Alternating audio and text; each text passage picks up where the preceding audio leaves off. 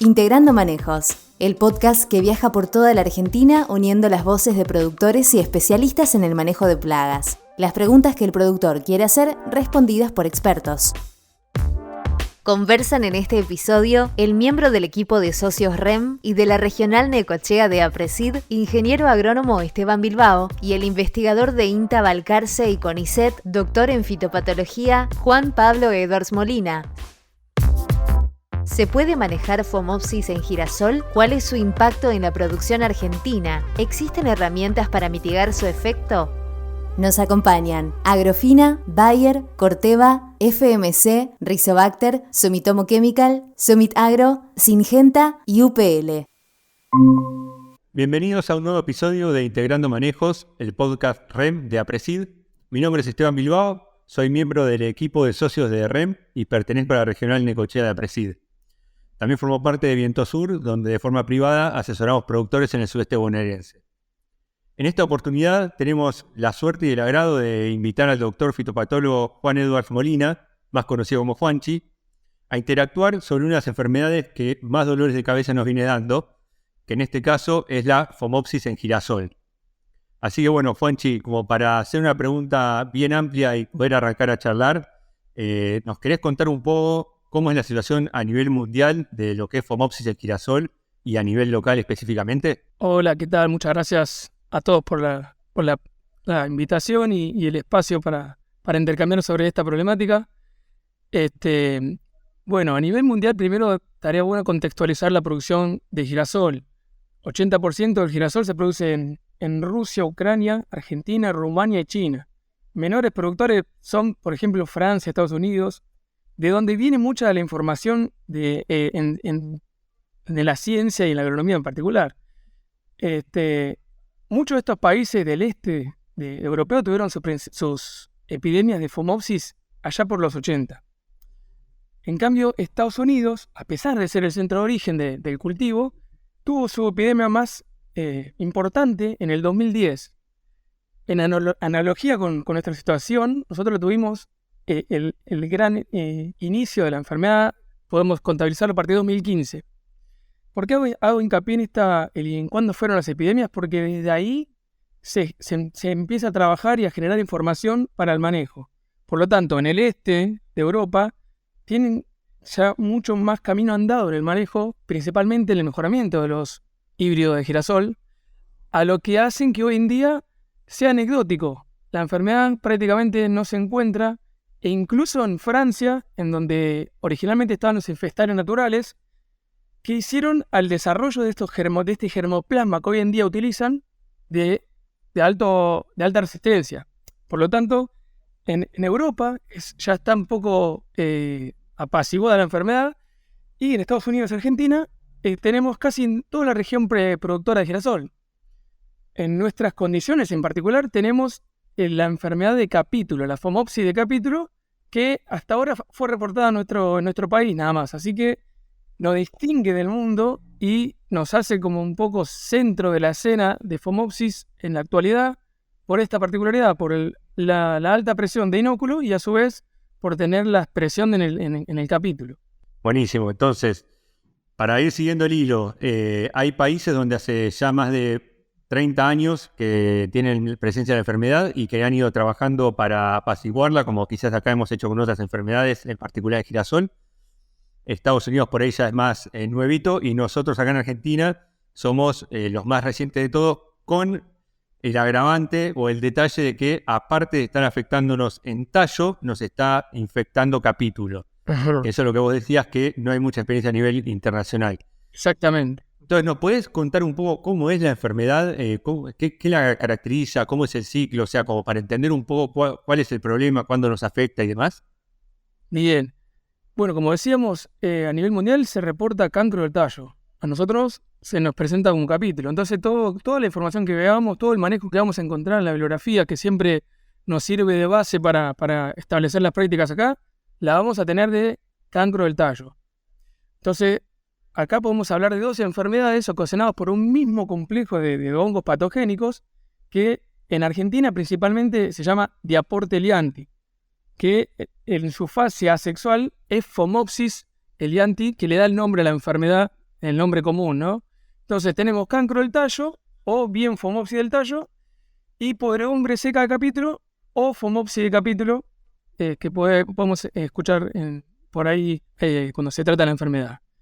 Entonces, este complejo de hongos patógenos del cultivo girasol sobreviven rastrojos del cultivo afectados por la enfermedad en campañas anteriores o bien en hospedantes alternativos, que nosotros en nuestra región productora lo tenemos al girasolillo, que la podemos ver en banquinas, en alambres, y que son reservorios del patógeno, o sea, esperando el desarrollo de un nuevo cultivo girasol, y al ser activados por condiciones de alta humedad, en particular las lluvias, estos rastrojos liberan ascosporas que pueden ser dispersadas por el viento, y acá viene una particularidad de la enfermedad, que si bien está en rastrojo, y uno cuando piensa en rastrojo va a pensar en el inóculo que hay en el lote, pero en este caso podemos tener rastrojos en lotes vecinos infectando a nuestro lote que capaz que no tuvo historia de girasol en la vida, y vamos a poder tener, sí, una epidemia importante de fomopsis. Entonces, esta particularidad, si uno se remite a las enfermedades cereales, que la tenemos un poquito más ya estudiadas, sabemos que las manchas son de lote y las rollas son de afuera. En este caso son patógenos que viven en rastrojo que pueden venir de afuera, un medio híbrido entre las otras enfermedades. Entonces, habiéndose activado el rastrojo dispersado, cuando uno, imaginemos un cultivo girasol que se va desarrollando de la planta en cotiledón, va empezando a generar el canopeo, va desarrollando las hojas, llega un momento que vamos a encontrar el pasaje de vegetativo a reproductivo, que lo vamos a visualizar por el estado estrella, que es el futuro capítulo que está, digamos, rodeado de hojas, de un manojo de hojas, y a partir de ahí el cultivo se empieza a encapotar o a cerrar el canopeo. Digamos, por ahí está el último momento que un tractor podría entrar sin romper demasiado el cultivo. Entonces, de este momento, R1 se genera ese encapotamiento o esa cámara húmeda o ese microambiente favorable para infección de la enfermedad. Entonces, desde R1 hasta R6 vamos a tener una microcámara, una cámara favorable, que va a hacer que de los rastrojos que vayan alcanzando las hojas, en los extremos de los márgenes de las hojas se tengan los puntos de infección. Vamos a identificar que hay una necrosis. ¿Qué es una necrosis? Es un tejido necrosado, negro, con todas las células muertas, en donde tiene una forma de una porción de pizza hacia el centro de la hoja. Esa sería la infección primaria, es el primer punto de entrada a la planta, del patógeno a la planta. Entonces, desde ese punto, el patógeno tiene que crecer hacia adentro del cultivo, digamos, el tejido del cultivo, para encontrar un lugar donde pasar el invierno. Como se dijo alguna vez, hay que pasar el invierno. Entonces, si quedara la hoja, esa hoja caería y el patógeno desaparecería. Entonces, busca establecerse en un tejido suculento como es el tallo, y ahí vamos a notar en el punto de inserción de la hoja con el tallo el síntoma característico que entenderemos como cancro, que es una mancha color marrón castaño rodeando ese punto de inserción, pudiendo estirarse como unos 20 centímetros e incluso rodear por completo a la sección del tallo. En esos casos estamos hablando de cancro leves a una cuestión más severa. Eso sí, tendríamos una infección temprana en las hojas del canopeo inferior y ahí vamos a tener el cancro. Por otro lado, si esta infección, estas condiciones, no ocurrió una lluvia, esa cámara no fue suficiente, puede que el patógeno produzca infecciones cuando ya están las brácteas del capítulo. Esto estamos hablando de R4, R5, R6, y ahí, con condiciones un poco predisponentes, va a infectar a través de la bráctea del capítulo y a provocar nuevamente una necrosis en el capítulo ahora, que también es como, la vamos a identificar como una porción de pizza de capítulo seco, y va a provocar así la podredumbre seca del capítulo o bien el fomopsis del capítulo. Buenísimo. Entonces, lo que se ve es el ingreso de la enfermedad desde hoja en vegetativo, cuando se dan las condiciones de humedad y temperatura adecuadas para que las ascoporas del rastrojo se liberen, dentro del mismo lote, como decías vos, o de lotes vecinos o en la zona cuando viene con el viento. Y ahí hace el cancro del tallo, afecta el tallo, o ya en floración, lo que es la B corta en capítulo, entrando con las brácteas, que bueno, puede avanzar y tomar distintos porcentajes de cada capítulo. Perfecto. Es una enfermedad, buenísimo, la vemos, como muchas otras. Ahora, ¿tiene un potencial de daño importante? O sea, ¿qué es lo que nos tiene que preocupar? ¿Qué han podido ver o medir? Bien. Como te decía, a nivel mundial está reportado lo que es cancro de tallo. Se reporta hasta un 50% de pérdida de rendimiento, 40-50% de pérdida de rendimiento, 10% de contenido de aceite, y por lo tanto es la expresión más letal de esta enfermedad. Si tenemos pudrición del capítulo, esto lo estamos estimando en estas campañas, probablemente ese daño esté directamente relacionado a la sección del capítulo que tome. Lo que puede estimarse como un máximo de 5%, o sea, no más de 10%. Entonces, es menos deseable siempre tener el cancro. Entonces, si tenemos capítulo, podemos esperar menos pérdida de rendimiento, pero indirectamente, como todas las enfermedades, hay un daño directo, que es pérdida de rendimiento o aceite, pero también siempre hay complicaciones o efectos colaterales. En este caso, ambas enfermedades producen una desuniformidad en el secado, en la entrega del lote para ser cosechado. Eso nos complica la cosecha. La regulación de la máquina tiene que ser específicamente controlada en estos casos de enfermedad, ya que vamos a poder llevar más materia extraña a la sección de trilla, lo que nos va a perjudicar en la venta de nuestra partida. Esa materia extraña también nos puede inducir a acidificaciones, dolor de cabezas extra, camiones que van con muy poco peso, van llenos pero con poco peso, los camioneros no quieren saber nada con estos lotes. Las cosechadoras hay que tenerlas más a punto, siempre hay que hacer el seguimiento más de cerca, o sea que es un dolor de cabeza extra que no está cuantificable en esos porcentajes, pero hay que tenerse en cuenta a la hora de evaluar el impacto de la enfermedad, ¿no? Sí, mirá, nosotros esta campaña, que realmente no fue una de las que más enfermedades tuvimos en la zona, como acá en el sudeste, como bien vos sabés, por ahí para contarle al resto, tuvimos infecciones de tallo entre 20 al 30% de incidencia y en capítulo entre 30 a 50% de incidencia, con distintas severidades, por supuesto, lo cual no parece tan grave porque aparte apareció tarde, como las precipitaciones que llegaron tarde, apareció tarde la enfermedad a comparación de otros años, pero a cosecha estamos teniendo un problema gravísimo que de acuerdo a el tipo de cosechadora y la calibración de la cosechadora, estamos entre 2-3% de materia extraña hasta 5-6% de materia extraña, que es lo que decís vos, que es gravísimo.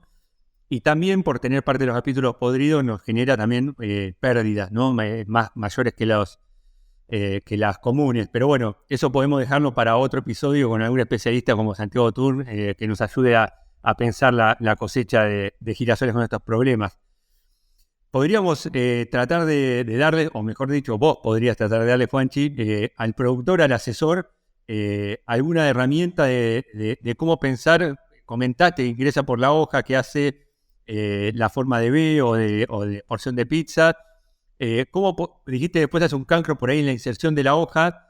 Te daría 2 preguntas puntuales o 3. Una, ¿cómo diferenciar para poder diferenciarlo a campo lo que puede ser una fomopsis de foma? Primero, visualmente, también lo que puede, eso en el cancro, lo que puede ser en hoja, la fomopsis con verticillium, que también se pueden confundir, y en capítulo, por ahí pensando en lo que es fomopsis versus rhizopus o versus alguna bacteriosis. Y bueno, cómo monitorearlos, cómo diferenciarlos y a ver cómo podemos ayudar. Bien, bien.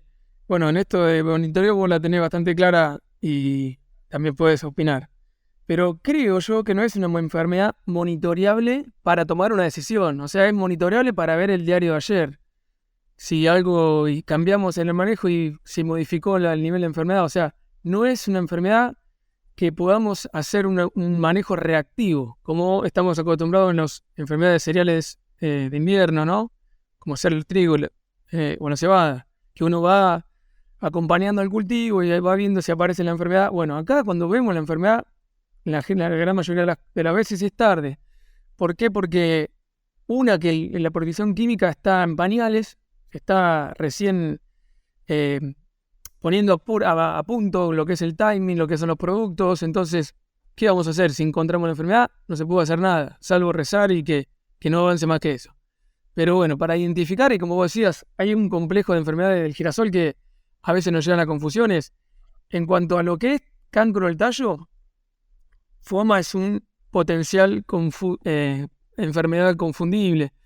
La característica es que, como decíamos, el color es más castaño, más clara, que FOMA, que es bien oscuro, hasta brillante, negro brillante. Y si uno tiene algún cuchillo o una navaja, podría seccionar el tallo para hacer un corte, así como pelar el tallo. Y si fuera Phomopsis, va a encontrar que la médula se está desintegrando o está marrón. En cambio, en FOMA, la médula está intacta, blanca. Ya eso nos daría la pauta que estamos entre una y otra. Después, eso ya es el cancro. Dijimos que la infección ocurre antes que el cancro. Entonces, esa porción de Pisa, de esa necrosis de la margen de la hoja como porción de Pisa, no está acompañada por clorosis, generalmente. Entonces, nos vamos a diferenciar de verticillium siempre que veamos una clorosis asociada a la mancha necrótica. Ahí podríamos pensar en verticillium. En este caso de Phomopsis es totalmente negra. Lo que es capítulo podemos confundir con esclerotinia, que es uno de los que la gente ya tiene más costumbre de ver, capaz con más años de experiencia. La esclerotinia es una podredumbre húmeda. Esta es una podredumbre seca. En principio es un poco húmeda, pero en pocos días ya se pone seca. El tejido queda como corchoso. En cambio, uno se hinca el dedo, digamos, en el capítulo de una esclerotinia, va a profundizar y va a ver el tejido blando, y llegado el momento va a haber un micelio blanco algodonoso entre los granos, porque recordemos que esclerotinia entra por las flores. Entonces, por el otro lado, también una podredumbre seca que puede llegar a ser Rhizopus, también la podemos ver como con un tejido, perdón, con un micelio gris. Entonces, acá en el caso de Phomopsis no vamos a ver ningún micelio asociado a la mancha.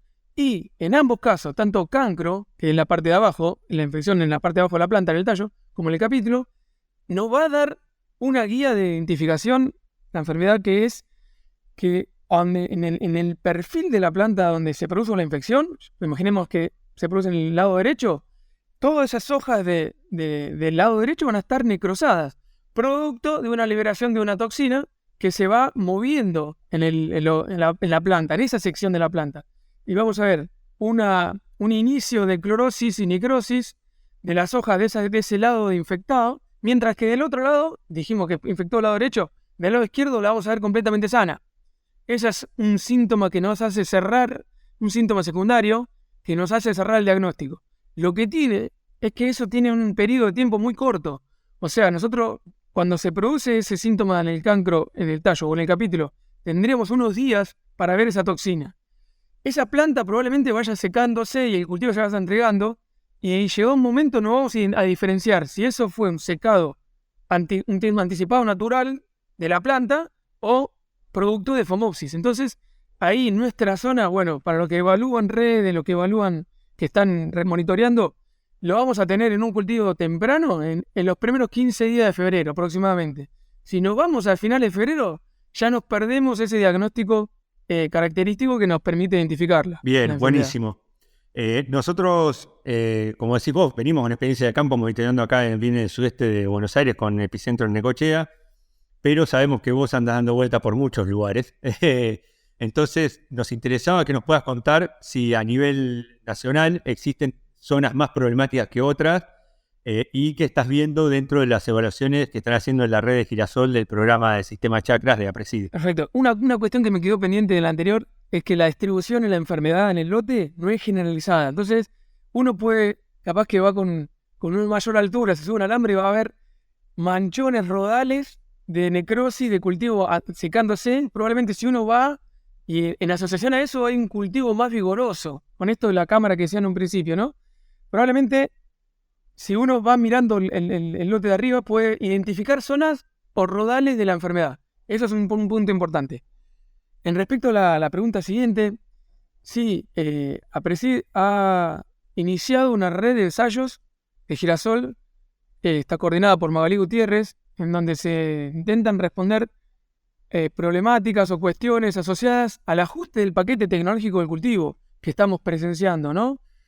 Los favorables precios internacionales del cultivo y capaz que la falta de potencial de rendimiento de la soja en nuestra región sur, sudoeste, hace que el cultivo de girasol expandiera su superficie y muchos apuestan más, pasa a ser un cultivo casi agroecológico, a ser un cultivo de más insumo, porque, claro, si es tentador el precio, ¿qué pasa si se agrega nitrógeno, si aumenta la densidad de plantas? ¿Qué pasa con esta enfermedad? ¿Cómo hago para manejar esta enfermedad por otro lado? Entonces, lo que se está explorando son estas líneas de manejo base de todo el cultivo y a su vez, en particular, foco con Phomopsis, que son cómo está el germoplasma actual que estamos usando. Sabemos que no hay una resistencia lograda por el mejoramiento porque venimos con unos pocos años. En términos de mejoramiento, 2015 hasta ahora son nada.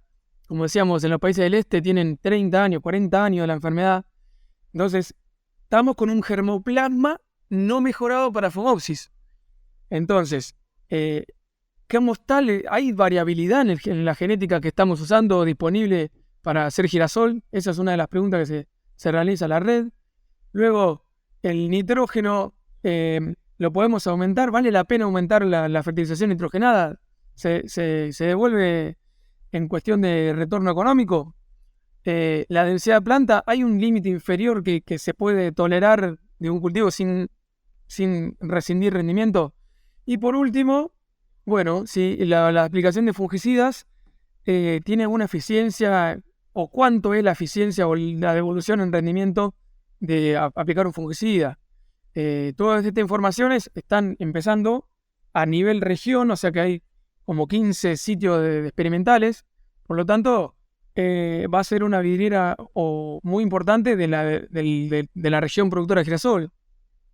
Va a tener un espectro muy amplio y ahí se ve la frontera de la enfermedad, se ve hasta dónde se fue moviendo. Esto recordemos, de 2015 empieza por el oeste, noroeste de Buenos Aires, allá por Trenquelauquen, este de La Pampa, y ahí se va desplazando hacia el corazón de la región productora, que es el sur, sudeste de Buenos Aires, y en los últimos años vimos un progreso hasta, por ejemplo, Balcarce, algo de Mar del Plata. Ya cuando nos alejamos un poquito para al oeste, al norte o más al este, ya se disipa y no hay enfermedad.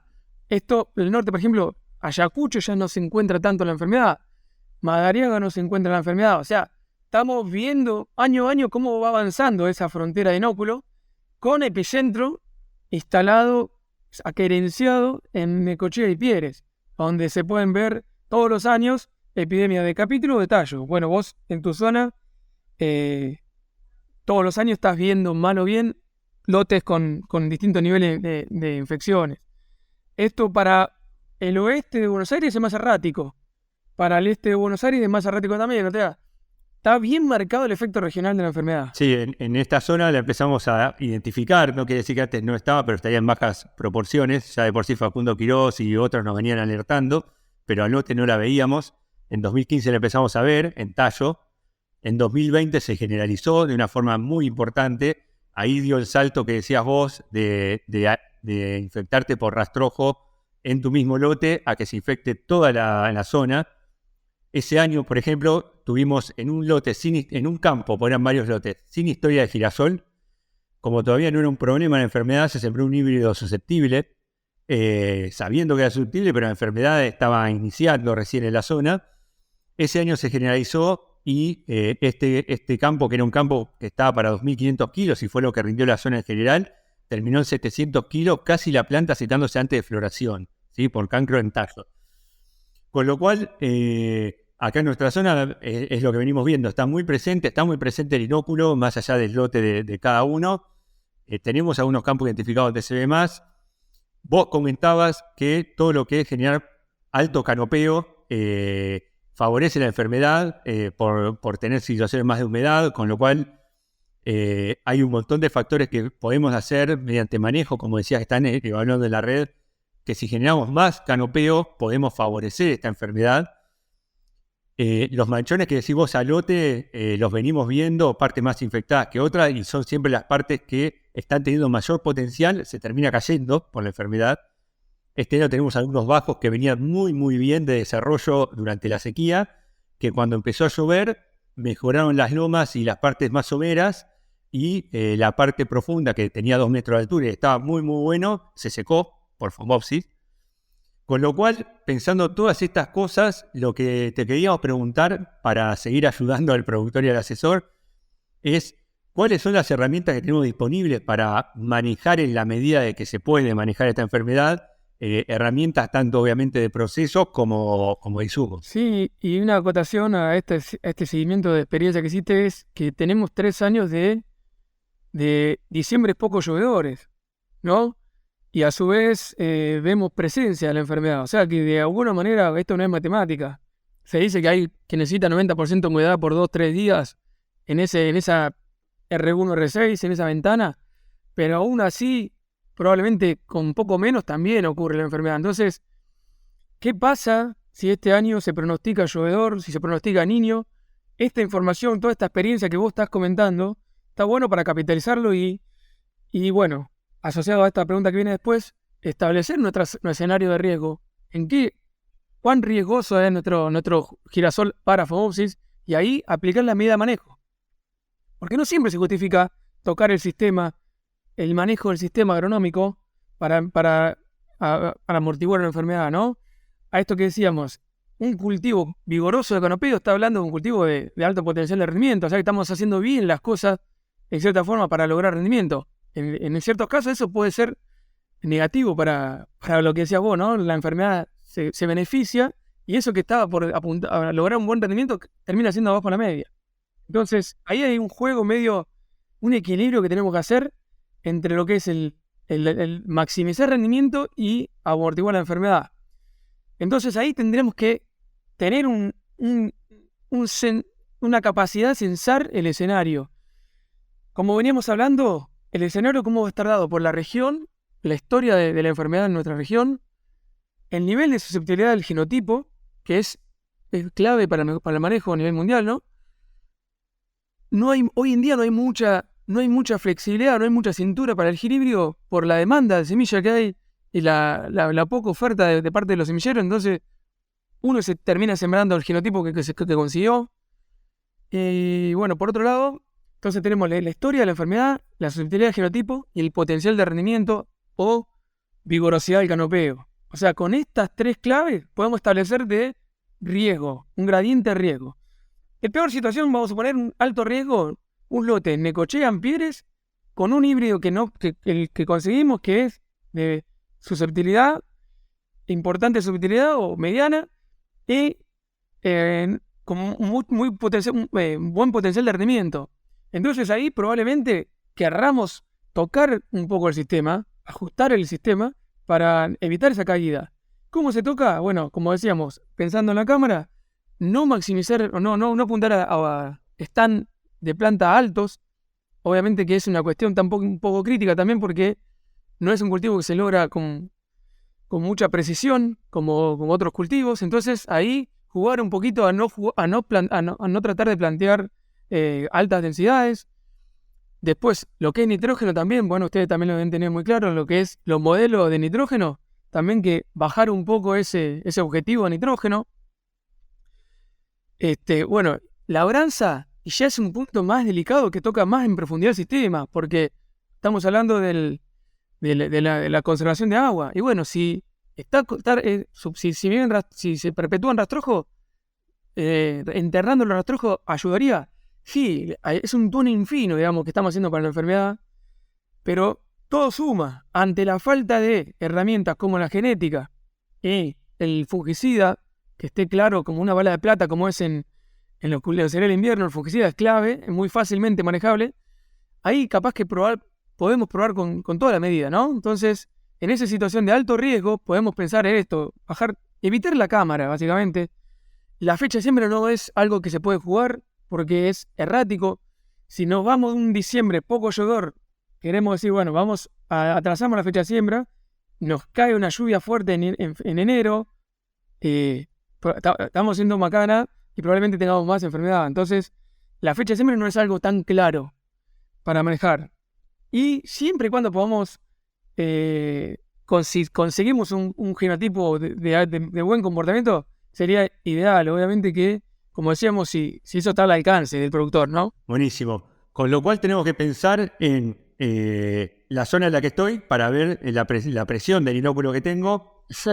el genotipo, que hoy es una de las herramientas más fuertes que tenemos, Según. y ser conscientes de que los genotipos del buen comportamiento igual se nos enferman, no es que no se Bien. nos enferman, y ahí apuntar a manejar canopeo, que es, como decías vos, densidad, distancia entre hileras, fertilización nitrogenada o de otros cultivos, o de otros nutrientes, perdón, para no generar un canopeo excesivo sin necesidad. Exacto. Y seguir probando los fungicidas que nos venimos haciendo con resultados muy erráticos, pero bueno, jugar con esta probabilidad y este riesgo de la enfermedad, a seguir probando fungicidas, corregime Juanchi, pero en base a la información internacional, con altas concentraciones de estrobilurina en particular, más allá de los otros modos de acción. No sé si me quedas un comentario de eso o es así. Sí, bueno, como la información que venimos manejando es de Estados Unidos, casi particularmente, y ellos tienen buena respuesta en rendimiento con esteroilulinas en R1, que es el momento que puede entrar una aplicación terrestre, ¿no? Entonces, si hoy tenemos ese alto riesgo de Phomopsis, entrar con un tractor, con un fungicida conteniendo esteroilurina, es interesante probar, a pesar que no tengamos consistencia en resultados en estos pocos años de experimentación. Creo que valdría la pena, e incluso uno podría pensar, ok, si la cámara húmeda está entre R1 y R6, tenemos una cámara de 45, 50 días de posibles infecciones. Me entras con un terrestre y tenemos una cobertura de ¿cuánto? De 20 días. Ahí hacemos una bajada de la presión de inóculo, pero nos queda la otra mitad de la ventana. Ahí, experimentalmente hablo, se puede pensar en una segunda intervención, ya obviamente con un avión, a partir del R4, y ahí tendríamos la cobertura total de la campana o de la ventana de infección. Lo que sí, hay que seguir investigando, seguir probando con los productos que tenemos en registro para el cultivo, y bueno, ver lo que es mezclas de activos y momento. Y ahí cruzar esas informaciones y ver los resultados que se van obteniendo. Hoy en día no hay una recomendación clara, a pesar que, bueno, están trabajando muchos con modelos de predicción, como ser la gente de allá de La Pampa, Corromola, Denis Colombo, que son especialistas del tema. Se sabe que se puede probar, pero que hay erraticidad. Entonces, no, digamos, si estamos en alto riesgo podemos probar, pero no vamos a tener claridad en las respuestas. Por otro lado, hay otro complejo de enfermedades también que atentan contra el rendimiento y el aceite, que probablemente precisen de otros activos, otros grupos químicos. Entonces, tenemos que ver el escenario de riesgo Phomopsis y ahí recién diseñar una estrategia de fungicida. Siempre ir probando, también las empresas van contribuyendo, van trayendo moléculas del exterior para ir probando, y bueno, esos resultados se verán a cada un par de años o futuras campañas. Ahí vos, Esteban, comentá, si querés. No, buenísimo, Fonchi, la verdad espectacular. Creo que queda claro que la enfermedad es preocupante, que por los próximos años vamos a tener que lidiar con ella hasta que se vaya ajustando y desarrollando más resistencia desde la genética. Tenemos que igual una diferencia enorme entre los híbridos que tenemos disponibles, a seguir ajustando manejo, a seguir probando y ajustando momentos y dosis y mezclas de ingrediente activo de fungicida. Lo único que nosotros sí, de lo que nombraste vos, que a campo no hemos terminado de ver, que es el tema de la labranza, por el hecho que está tan instalado en nuestra zona, que hasta en lotes sin historia de girasol hemos tenido uno de los peores ataques con genética susceptible, ¿no? Pero ahí no hemos visto diferencia por la presión de inóculo que hay en nuestra zona en particular. Así que bueno, si te parece, dejamos abierta la invitación para un próximo encuentro para hablar de otras enfermedades de girasol. Y vamos cerrando para ya terminar el podcast. No sé si querés dejar un mensaje final.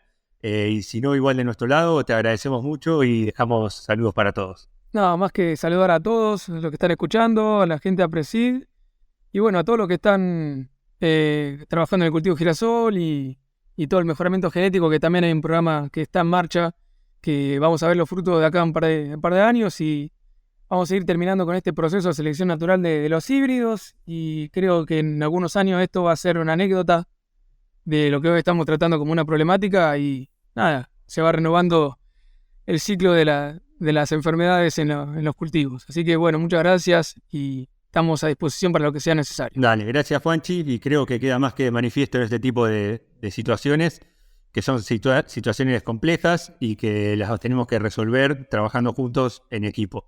Así que gracias de nuevo, hasta la próxima. Gracias a ustedes. Nos acompañan Agrofina, Bayer, Corteva, FMC, Rizobacter, Sumitomo Chemical, Sumit Agro, Syngenta y UPL. Para ver más contenido de la REM, podés entrar a la web de APRESID o suscribirte a nuestro canal de YouTube.